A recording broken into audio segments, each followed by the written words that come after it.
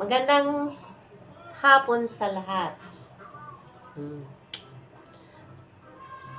Ngiti, ngiti, ngiti. Lagi nating hatakin sa buhay yung positibo. Kasi kapag nakangiti, humahatak ng positive sa buhay. Subukan nyo na hindi ka maging masayahin. Magmukmuk ka sa gilid. Walang masyadong tagumpay. Kaya kailangan ngiti, ngiti na may pagmamahal lagi. So, ang tanong ko sa inyo ngayon guys, dahil kwentuhan naman tayo. Anong tawag nito? Hindi madali maging magulang.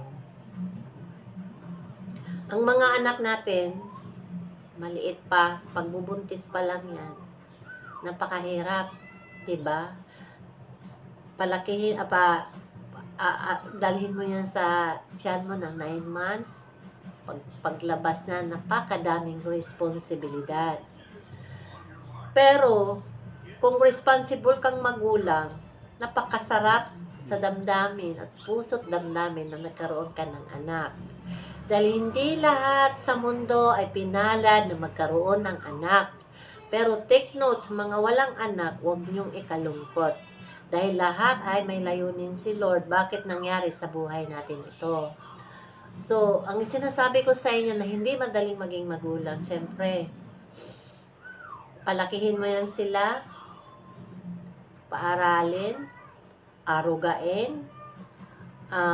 arugain, bigyan mo ng magandang buhay, paano maging magalang at paglaki.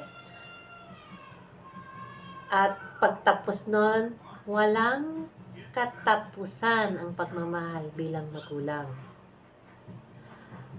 Kalimutan man tayo sa mga anak natin, pero tayo, never tayo nakakalimot sa kanila.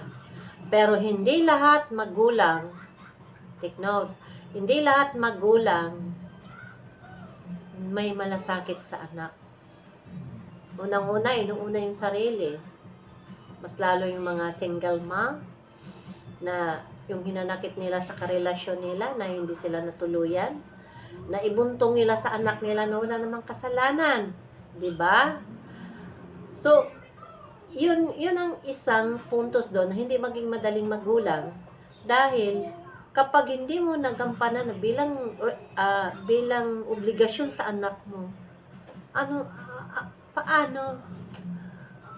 paano ngayon yung maging anak mo kung wala kang effort, wala kang